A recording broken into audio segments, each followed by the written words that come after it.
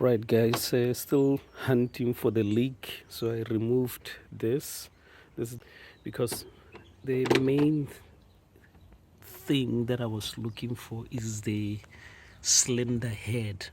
That's the most important, because if the cylinder head is gone, the cylinder head gasket is gone, then, but if, as you can see there, it doesn't look like there is a leak underneath there, because if it was the leak was coming from there, the water will be hot, it would have cleaned all that mess, just like it cleaned the gearbox here.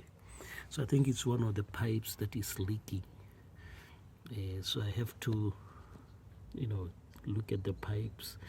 It looks very old, so I'm going to get the same thing from the other car at the back and then put it in this one, swap them, because or maybe it could be cracked. You never know with these things, so I'll keep on looking for this leak.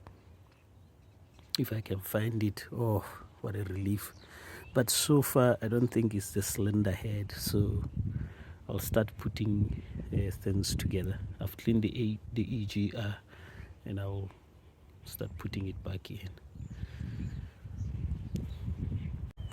Right, I went and I removed this one, and it looks absolutely nice and clean. You can see inside there, maybe it's for the heater, this thing.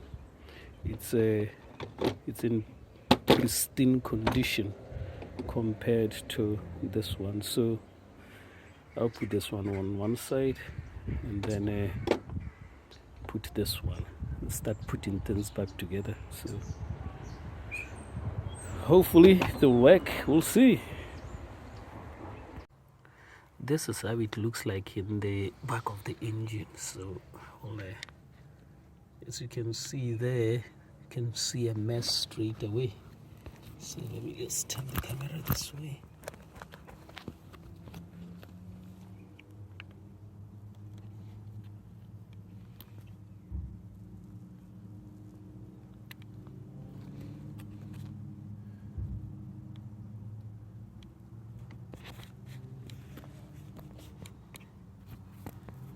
As you can see there,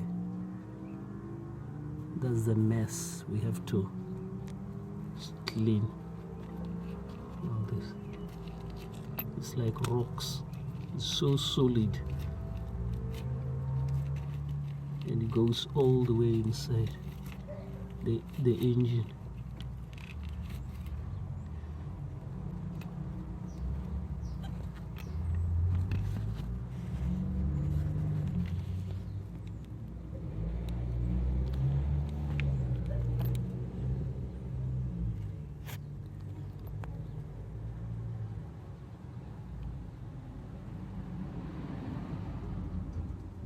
It's a mess, so I'm going to try to clean that.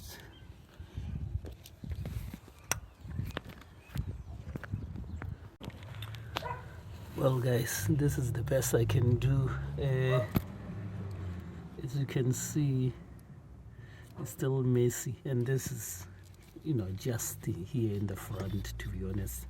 Going to the sides, going all the way this way and that way deep, I don't think I can get there. That's the best I can do. That's it, nothing else.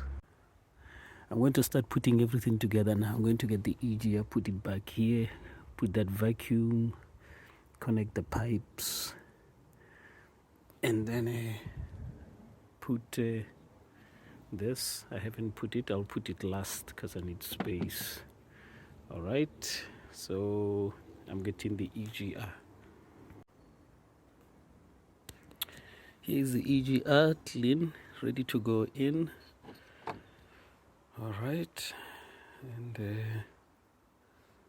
so it's I've cleaned it very hard. I haven't tightened these very hard because I want this pipe to go in there first, so it flexes a little bit. So once this pipe fits in here, okay, it fits on this one here. All right, then I will tighten these. Now there's a rubber seal that goes, it fell down there, so I'll just pick it up, put it back in.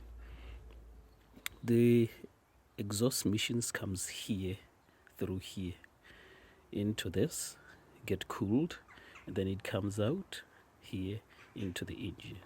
Okay, that's how it works. Right, reinstallation begins. So we start first with this, because we took this one last, so it has to go first. Okay, so I'm going to put it in and then go to the next one. So this one first. Right, this pipe is in now, tight. The 3 bolts are in. So now I'm going to put this. Now I'm going to try to put this pipe from this side as I'm moving in the AGR back this way. I want to put this pipe in, so that when I'm at the bottom there, I don't have to worry about it. So let me just do that. When you put back this vacuum pump here, okay, you have to remove this to have space, or else you'll be unable to do it. So I removed this to do it, so now it's going back in. Okay, I just wanted to say that the EGI is in, all the pipes are connected, tight. These are tight everywhere, on the side here as well, tight. With the leakage, I will keep on updating you guys to tell you if anything has changed.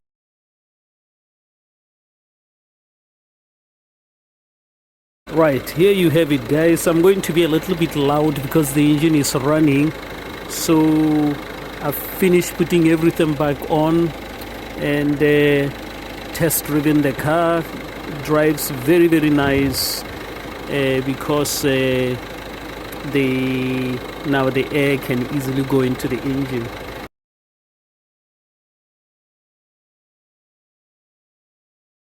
Now I've changed the bottle. I took this bottle from my other car that I take spares from because it was clean, and I put this one. I put water inside and run the engine to just clean inside with just normal water. Drained it, as you can see right there. I just finished draining it. This is why it's wet. Then I put brand new coolant, so hopefully everything will go well. So that's how it is. It was excellent that I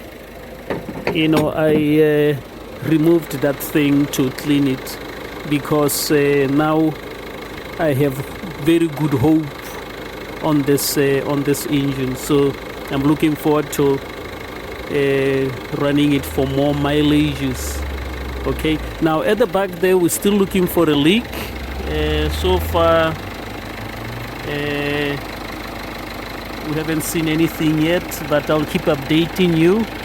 If there is a leak, then I will post a video of what we're going to do next. I've just driven it. It pulls like a train. So I'm gonna let it run for a couple of minutes because I want to see if the coolant will go down, because normally there will be air. I bleed here. There's a little bleed. You remove this pipe and then you remove that little, but the other nipple is at the back there, at the very back there. So you have to remove the battery and all that. I haven't got time for doing that. So hopefully I switched on the heater there, so hopefully it will just force the water in there and then air comes back out into the bottle. We'll see. If it drops, I'll top it up. I have 5 liters and I've put around maybe 4 liters somewhere. I still have some more left.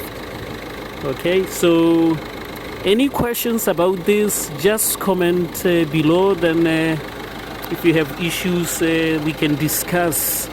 I cannot always come to assist you. I can give you an advice. The thing is, things like this, people on the internet, they will have a problem and they'll want to meet. There was somebody who wanted to meet so that I can help him with his car. If things go bad, he will point the finger not at anybody but me.